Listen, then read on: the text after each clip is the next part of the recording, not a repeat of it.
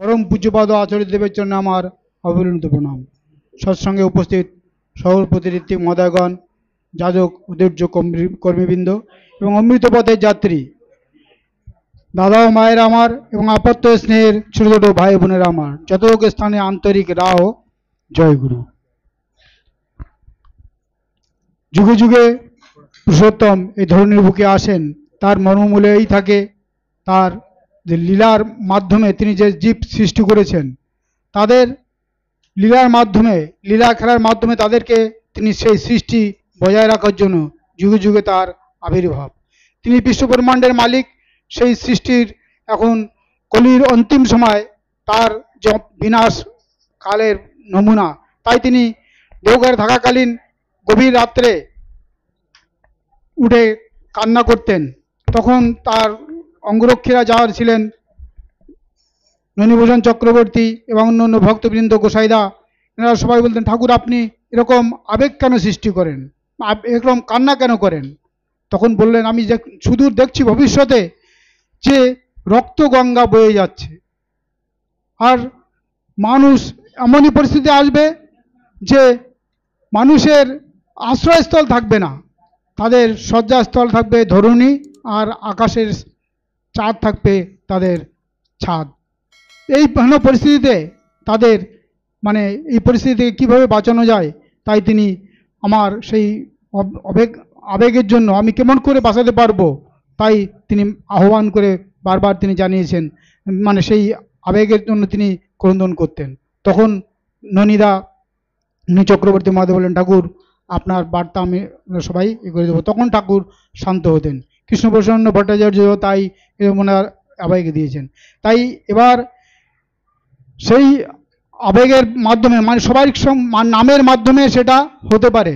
তাই সত্যে নিরবিচ্ছিন্ন সংলগ্ন থাকাকে ভক্তি বলে, আর ভক্তির গাঢ়ত্বই প্রেম। তো সতে নিরবিচ্ছিন্ন থাকার জন্য শুধু মনে মনে ভাবলেই হবে না, সেই সতে নিরবিচ্ছিন্ন থাকার তাকে তার নাম স্মরণ করা এবং নামের মানুষকে তীক্ষ্ণ করে, ধ্যানে মানুষকে স্থির ও গ্রহণক্ষম করে। তো সেই নামের মাধ্যমে তাকে স্মরণ করা হয় আর তার স্মরণে থাকা হয়। তাই তিনি বললেন যে অজপা নামে কররে নেশা।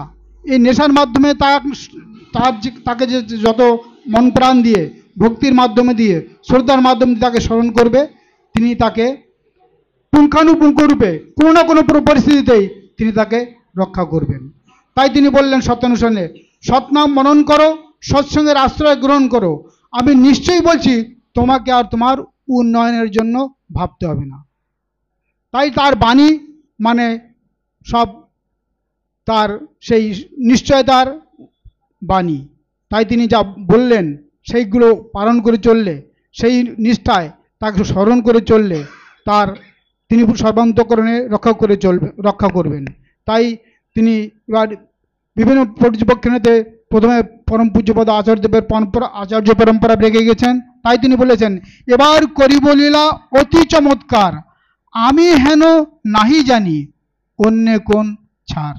তাই সেই আচার্য পরম্পরার মাধ্যমে আমরা দেখতে পাচ্ছি যে কিছুক্ষণ আগে বক্তা যে বলল যে আসামে, সেখানে এর আগেও সেই আসামকে গোর্খাল্যান্ড করার জন্য সেখানে উগ্রবাদী তৈরি হয়েছিল।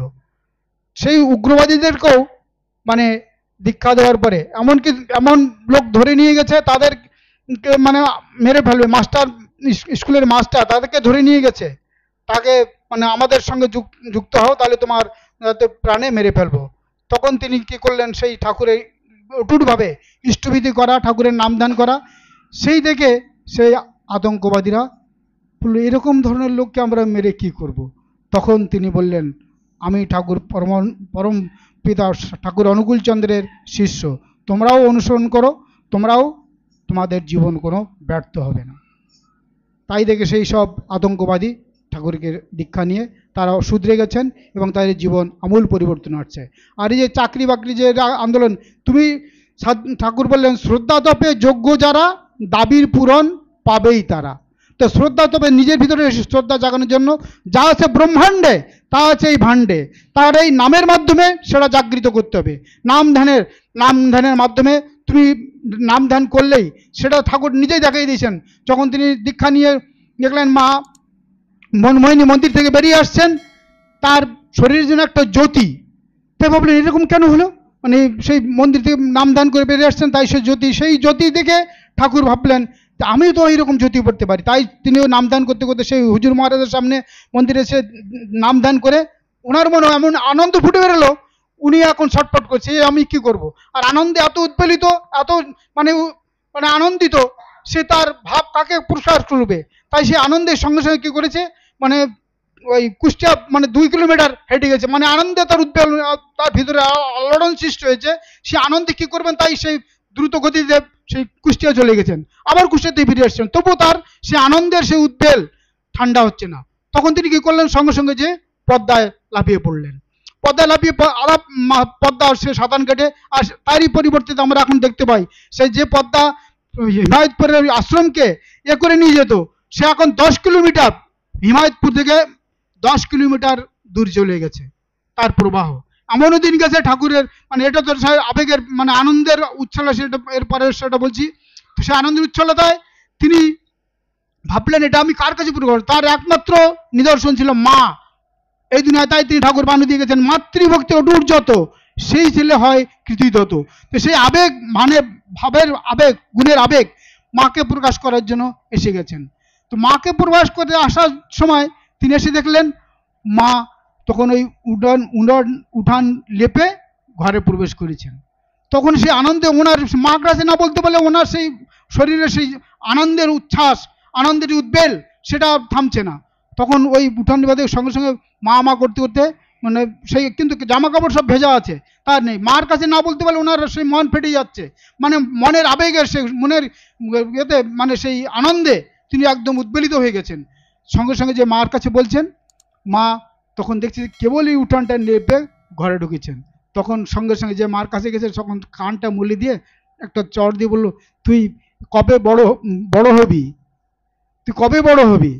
এই যখন বললেন তখন ঠাকুরের মন একদম একটা মানে আবিলতা শিখলো। তখনই সঙ্গে সঙ্গে দেখলেন খেপুদা ওই হামাগুড়ি দিয়ে ঘরের থেকে মানে হাট গুড়ি পায়ে আসছেন, হামাগুড়ি দিয়ে না হেঁটে হেঁটে আসছেন। তখন সঙ্গে সঙ্গে মা যেয়ে ওনায় বললেন আরে সোনা তুমি এরকম করে আসছো, এই মাটিতে ভিজে মাটি আছে, সঙ্গে সঙ্গে কোলে নিয়ে পাটা মুছিয়ে দিয়ে তাকে বললেন তুমি এরকম করে আসছো, তোমার পায়ে তো সব লেগে গেল। তাই দেখে ঠাকুরের মন একদম উদ্বেলিত হয়ে গেল যে এই কথাটা যদি মা আমাকে বলতো তাহলে তো আমি মানে এই ভাবটা আমার হতো না। তাই তিনি বললেন যে এই ভাবের সৃষ্টিতে, ভাবের অনুরণনে আমরা যদি নাম করি আমাদের মনের ভাবও পরিবর্তন হবে, আর আমাদের সদ্গতি মানে মনের পরিবর্তন হয়ে আমাদের যোগ্য করে দেবেন, তাই তিনি গ্যারান্টি দিয়ে বলেছেন। তাই শ্রদ্ধা তবে যোগ্য যারা দাবির পূরণ পাবেই তারা। তো শ্রদ্ধা হওয়ার জন্য আমাদের নাম ধ্যান করতে হবে, আর যোগ্য হলে সেই নাম ধ্যান করলে পরে তোমার শক্তি আপনি আপ হবে, আর তুমি যোগ্য হবে, তোমার জীবনের সব সমাধান তিনি পরিবর্তন করে দেবেন। এই জন্য এই দীক্ষার মাধ্যমে, তাই দীক্ষা মানে দক্ষতা অর্জন করা, দীক্ষা নেওয়া মানে দক্ষতা অর্জন করা কুলু তিনি বাতলে দেবেন। দীক্ষা না নিলে পরে আমরা সেটা জানতে পারবো না। এই বলে আমি আমার দুটি কথার সমাপ্তি এখানেই করছি।